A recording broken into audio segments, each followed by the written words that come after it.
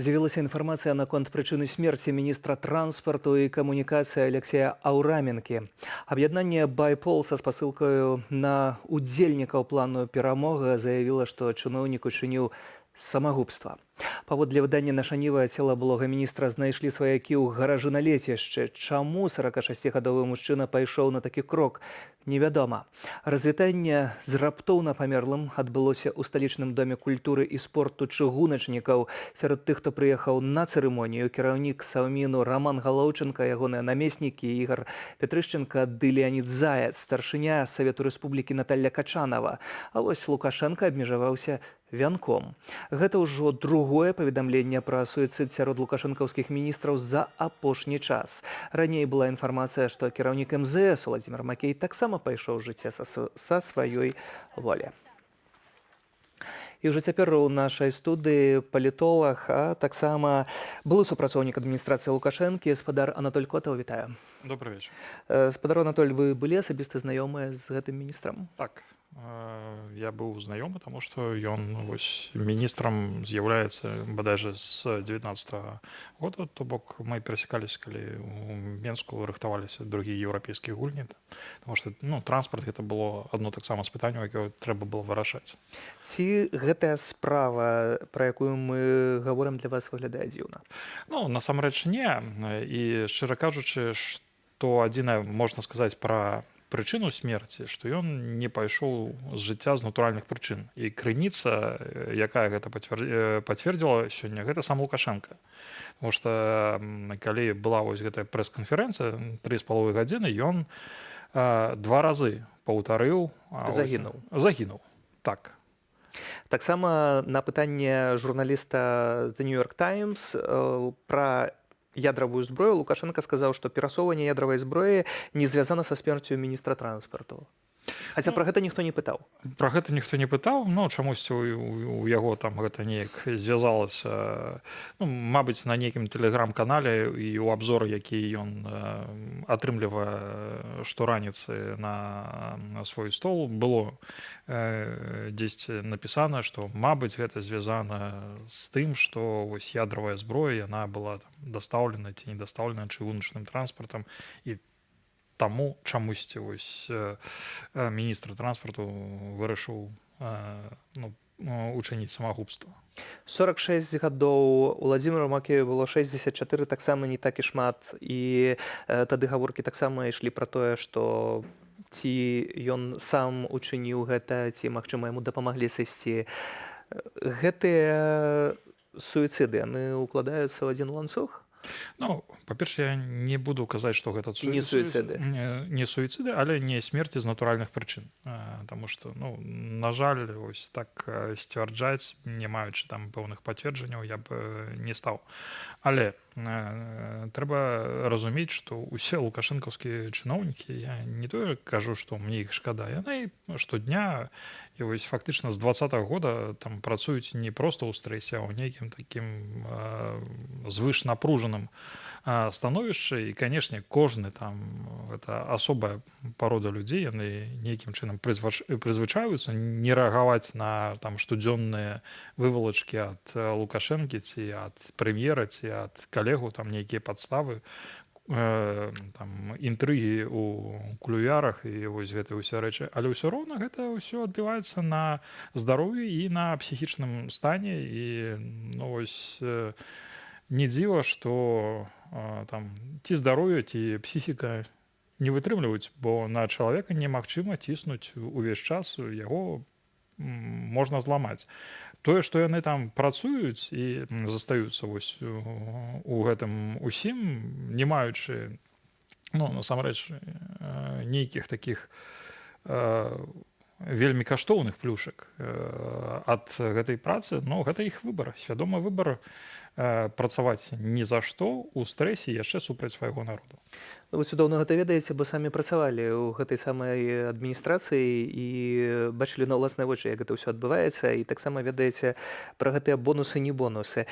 Ці тут мы можам гаварыць больш пра праблемы палітычнага характару, і вось гэты ціск увесь маральны таксама, Ці ўсё ж такі ёсць тут чыннікі эканамічныя, якія таксама могуць спрычыніцца, карупцыйныя нейкія рэчы і страх увесь час, што за табой прыйдуць.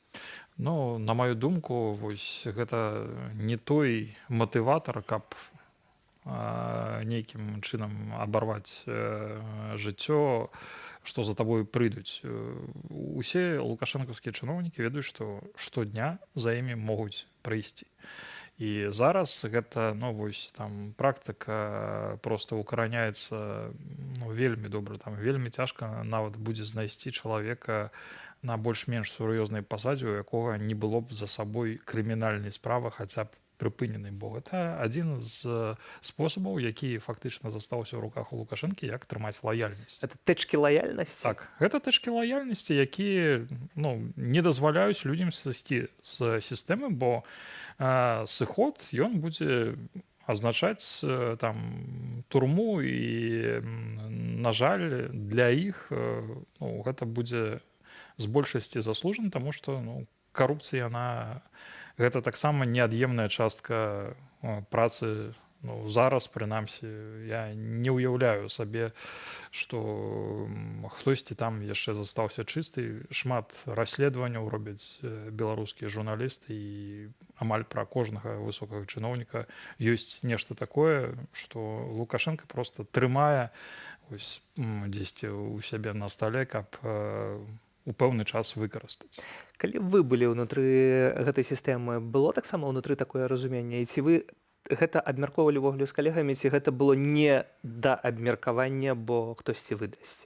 Ну, па-першае, трэба таксама там трошкі адрозніваць той узровень, на якім быў я. Гэта ўсё ж такі так сярэдні вышэйшы ўзровень чынавецтва, а вось міністры, намеснікі міністраў гэта ўжо вышэй, прыбліжаныя, і там, ну, я ведаю, што амаль на кожнага было нешта такое, што б трымала людзей лаяльным у сістэме і не дазволіла б сысці, бо фактычна гэта адзін з прынцыпаў кадравай палітыкі, калі ты там, не ведаю, не можаш прапанаваць чалавеку, не ведаю, грошы, кар'еру, нейкае задавальненне, ну, застаецца толькі высоўваць тых, на якіх ты маеш хачык. А у межах беларускай, то бок лукашэнкаўскай сістэмы нешта знайсці заўсёды можна. Калі нават нічога няма, вельмі лёгка прыдумаць. Ну, гэта савецкая сістэма. Быў бы чалавек, справа знойдзецца. А што тычыцца Лукашэнкі і пытання даверу, менавіта ягонага даверу асабістага, ці ўвогуле застаецца хтосьці, каму ён давярае, ці гэта толькі тэчкі і толькі страх? Ну, ёсць, напэўна, некалькі асобаў, з якімі Лукашенко прыйшоў ва ўладу ў 90-е гады, і яны там трымаюцца. Гэтыя асобы зараз, яны фактычна усе на вышэйшых пасадах. Гэта і там старшыня Верхоўнага суду, напрыклад. Ёсць асобы, якія не займаюць фармальных пасадаў, як той самы заслужаны, як Шэйман. Так, як Шэйман, Канаплёў, але яны заўсёды побач, і неаднаразова мы былі сведкамі таго, як узбуджаліся крымінальныя справы, але вось менавіта такі бліжэйшыя асобы, яны ніколі, ну, надоўга там у гэтай турме не засіжваліся, і гэта таксама адзін са спосабаў ім нагадаць, што яны вельмі блізкія, але ўсё роўна на іх таксама нешта ёсць. Вось у канцы 90-х, пачатку 2000-х мы гаварылі пра эскадроны смерці. Раптам таксама тут пачаў з'яўляцца публічна спадар Паўлючэнка, які беспасярэдня называўся тым, хто удзельнічаў у гэтым ва ўсім. У гэтых самых эскадронах зніклых палітыкаў, бізнесоўца ці журналіста Дзмітра Завадскага, напрыклад. Ці гэта азначае таксама, што міністры, чыноўнікі ці бізнесоўцы, якія ёсць цяпер, яны таксама ў небяспецы? Ну, фактычна ў небяспецы кожны, і на гэта не патрэбны ў рамках сучаснай лукашэнкаўскай сістэмы, на яе сучасным этапе развіцця, нават не патрэбны эскадроны смерці, бо хопіць губазіку ці там КДБ, іншых спецслужбаў, які фактычна вось зараз з ну, нейкай з дазволу дзяржавы выконваюць гэтую функцыю. А вагнераўцы? Вагнераўцы, я лічу, што гэта больш пагроза для самого рэжыму зараз, чым нейкі там прыбытак, таму што ніхто не ведае, ну, рэжым іх не ў стане кантраляваць. Кантроль над тым, хто ваюе за грошы, гэта грошы, і тое не заўсёды атрымліваецца. Хто больш плоціць, той і не будзе забіты. Расія выдаткавала на менавіта Вагнера 1 трыльён рублёў. І ўсё роўна там фэйкавы, не фэйкавы, але вось гэты закалат ён адбыўся. У Беларусі у Лукашэнкі такіх грошаў няма, і яму запрашаць вось гэта войска, якое, ну, фактычна гэта былыя крымінальнікі, якія забіваюць за вялікія грошы, яму ўсё роўна каго. Платныя забойцы, зрэшты, невядома, дзе самы галоўны, дзе сам Прыгожин, пра якога ні слыху, ні дыху пасля гэтага ўсёй гэтай заварухі. І апошняе, калі вельмі коротка, у інтэрв'ю Радыё Свабода вы гаворыце, што помста ад Пуціна будзе, але не адразу. Што вы маеце на ўвазе? Я меў на ўвазе тое, што фактычна пасля вось гэтых падзей з Прыгожинам і сёння тое самае Лукашенко спрабаваў паўтарыць, ён прыніжае Пуціна.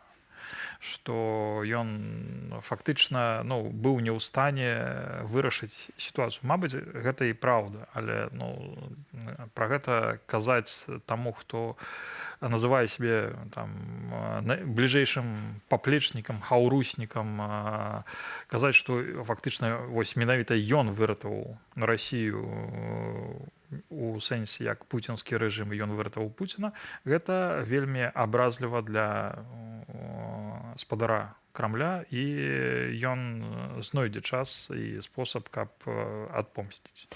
І ставім кропку. Дзякуй за гэтую размову. Анатоль Кота, гаспадарства ў нас у студыі.